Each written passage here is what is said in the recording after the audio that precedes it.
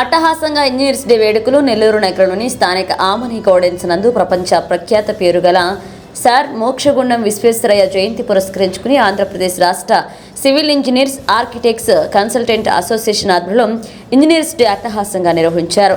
ఈ సందర్భంగా ఆయన చిత్రపటానికి పూలమాలలు వేసి ఘనంగా నివాళులర్పించారు. ఈ సందర్భంగా విట్టపు లలితారాం మాట్లాడుతూ విజయవాడ వరదలు ఏర్పడిన దృష్ట్యా వాటిని దృష్టిలో పెట్టుకుని నెల్లూరు నగరంలో నెల్లూరు చెరువుకు చెందిన 100 ఎకరాల అన్యక్రాంతమై నీటిపారుదల అస్తవ్యస్తంగా తయారైందని, వర్షాకాల ప్రారంభానికి ముందే వాటిని తొలగించాలని, అలాగే సర్వేపల్లి కాలువ ప్రక్కన సర్ మోక్షగుండం విశ్వేశ్వరయ్య స్మృతివనాన్ని ఏర్పాటు చేయాలని ప్రభుత్వానికి విజ్ఞప్తి చేశారు.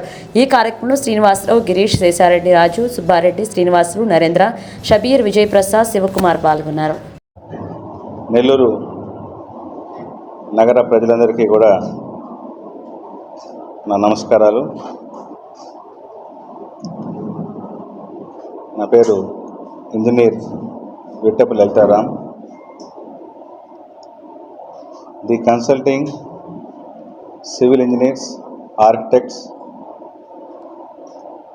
Licensed technical persons welfare association of Andhra Pradesh తరఫున ఈరోజు సర్ మోక్షగుండ విశ్వేశ్వరయ్య గారు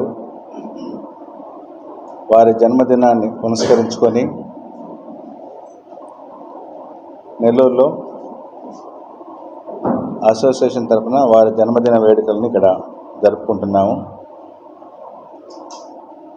ఈ యొక్క కార్యక్రమానికి వచ్చేసిన గౌరవ ఇంజనీర్ సోదరులందరికీ కూడా నా నమస్కారాలు. భారత ప్రభుత్వం అత్యంత ప్రతిష్టాకరమైన అత్యంత పురస్కారం భారతరత్న సర్ మోక్షగుండ విశ్వేశ్వరయ్య గారికి ఇచ్చి గౌరవించారు.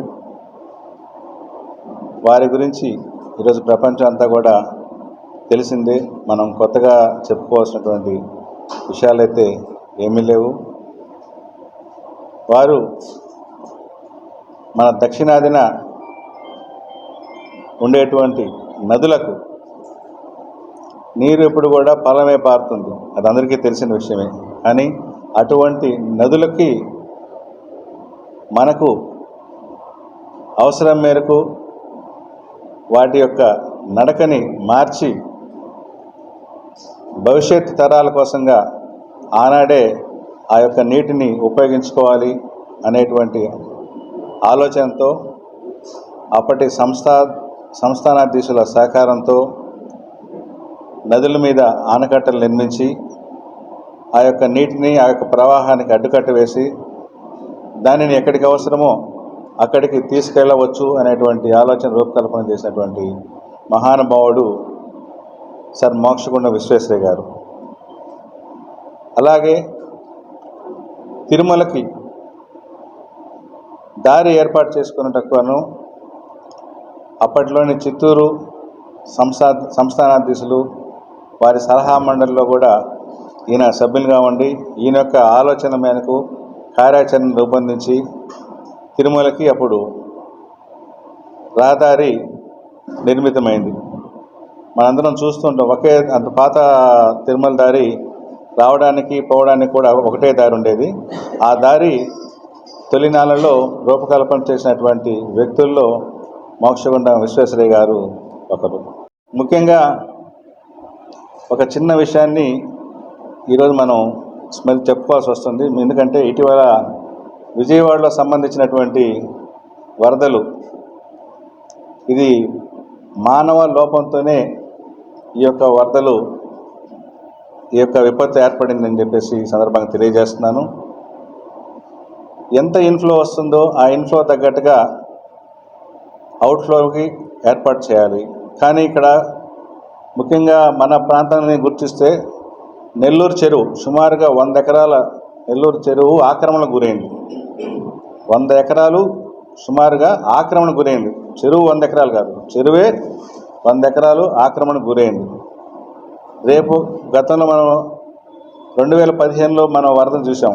నెల్లూరుకి మనుబోలు దగ్గర రోడ్డు కొట్టువేయకుండా ఉంటే నెల్లూరులో చాలా వరకు 50% ఆఫ్ ది నెల్లూరు ఈరోజు విజయవాడలో చూసినటువంటి వరదని ఆ రోజే చూసుండేది.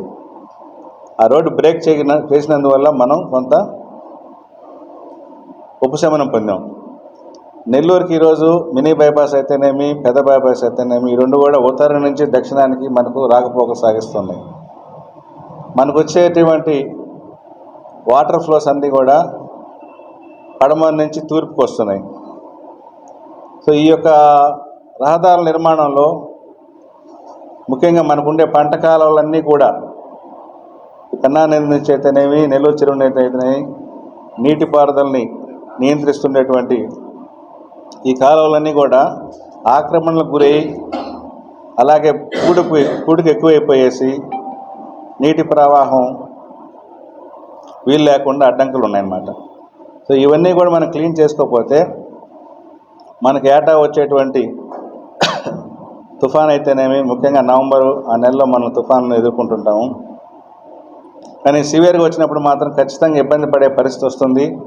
కనుక వీటిలో పూడిపు అయితేనేమి, ఈ యొక్క ఆక్రమణల నుంచి వీటికి విముక్తి చేయాలని చెప్పేసి అధికారుల్ని, ఇరిగేషన్ అధికారులను కూడా ఈ సందర్భంగా మంత్రి గారిని కూడా కోరుతున్నాము. మన నెల్లూరుకి విజయవాడ పరిస్థితి రాకుండా చూడాలని చెప్పేసి నెల్లూరు పౌరుల తరపున, ఇంజనీర్ల తరపున ఆయన మోక్షగుండం విశ్వేశ్వరయ్య గారు ఇరిగేషన్ శాఖలో ఇరిగేషన్కి సంబంధించినటువంటి మంచి మేధావి ఇంజనీరు, ఆయన జన్మదినోత్సవం పురస్కరించుకొని నేను కోరుకుంటున్నాను.